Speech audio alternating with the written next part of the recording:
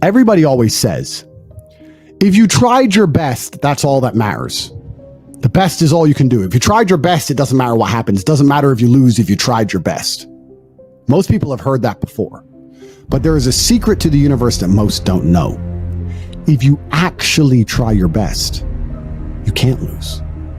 Not pretend to try your best, not try your best 90% of the time, not try your best with excuses. If you genuinely try your best all of the time, all day, every day, it's impossible to lose. So when people say, if you tried your best, it's okay to lose, that is a logic fail. Because if you lost, you didn't try your best in the first place. If you actually try your best, it is impossible to fail in this life.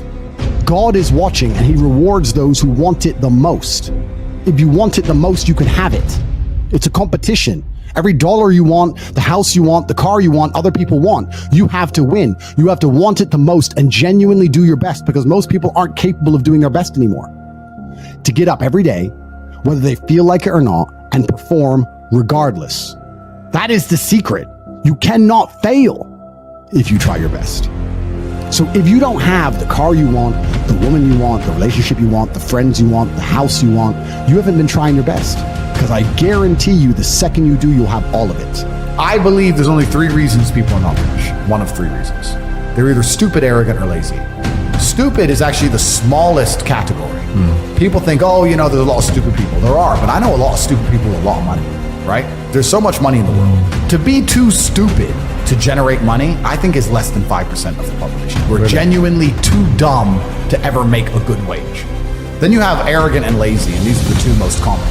Lazy because people just, oh, you know, but I need time to myself. Oh, you know, but it's the evening. Or, you know, it's hyper competitive. There are people who do not need times to themselves. There are people, there's an Indian in Islam, or there's a guy in Islamabad who'll do your job online for $3 an hour and he doesn't sleep.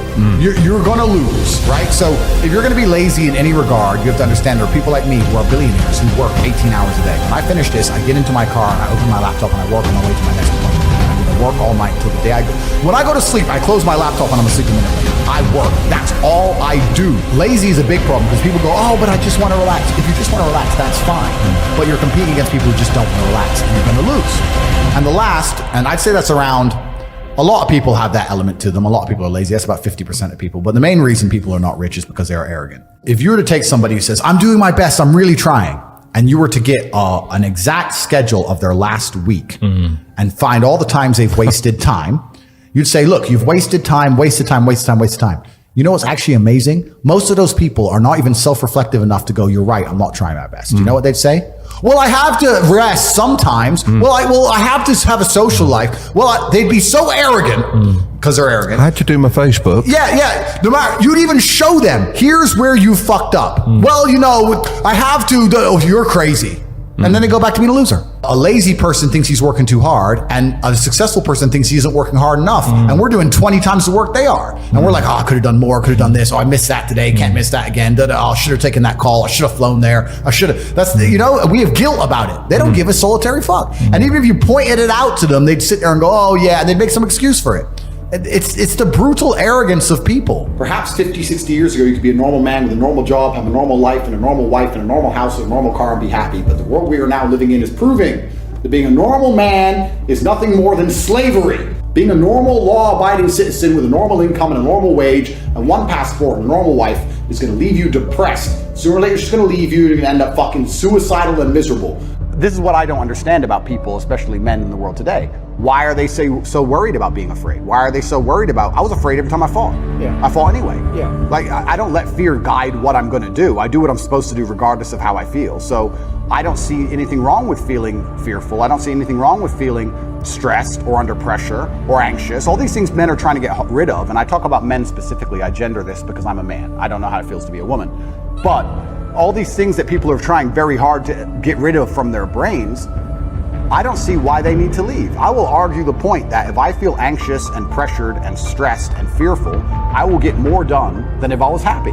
I think if I was happy, I'd just be hedonistic and just wasting my time. I think that you get a whole bunch done with these negative connotations and negative emotions, and I think that life is suffering and pain, and you're here to go through it, and the sooner you get used to the taste, the more successful you're going to be. I have no interest in trying to change the flavor, my friend. The flavor of life is pain, and I will eat all of it. And it doesn't matter if they put me back in jail or not. I'm not sitting there going, how can I be happy in jail? I will sit in jail and say, yes, this sucks, it's supposed to suck. Yes, I'm not enjoying this. Yes, I'm anxious and paranoid. And yes, that guy might stab me. And yes, I can't sleep and I miss my family. And this is what's supposed to happen to me. And this is how I become the best man I can possibly be. And I'm going to succeed regardless.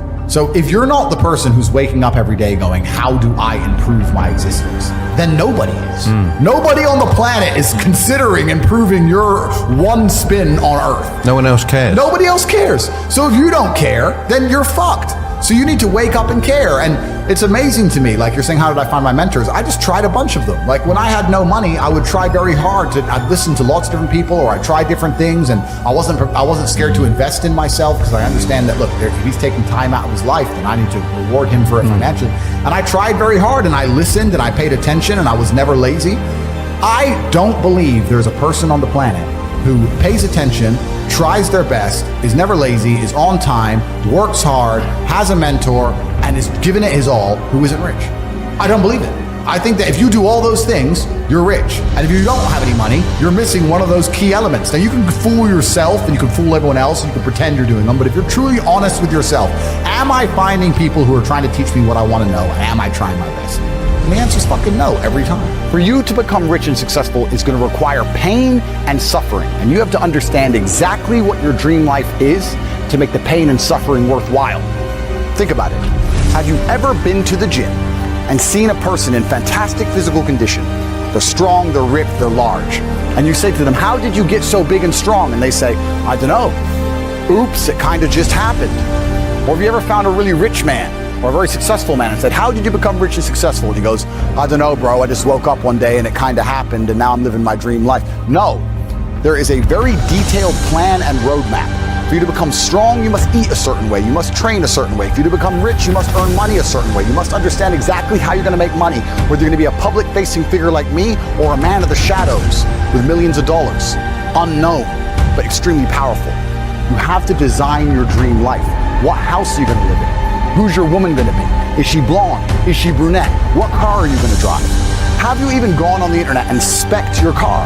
You can design your dream car right now for free on the internet, and you can choose the color. You can choose the wheels. You can choose the carbon. Is it a Lamborghini? Is it a Ferrari? Is it a McLaren? How much does it cost to the dollar? You talk about your dream life. You don't even know what your dream life is. How do you expect to get to a destination when you don't know where you're going? The last thing I am is a hater. If you make a bunch of money and you pull up next to me in a Lambo, I'm going to be the guy who shakes your hand and says, gee, boom, you escaped the Matrix. Congratulations. Welcome to the free world. That makes me happy. I want all of you to win. I'm not a hater. I'm not out here hoping I get to win and you lose. If you lose, you deserve to lose because you didn't take action. If you take action, you will win.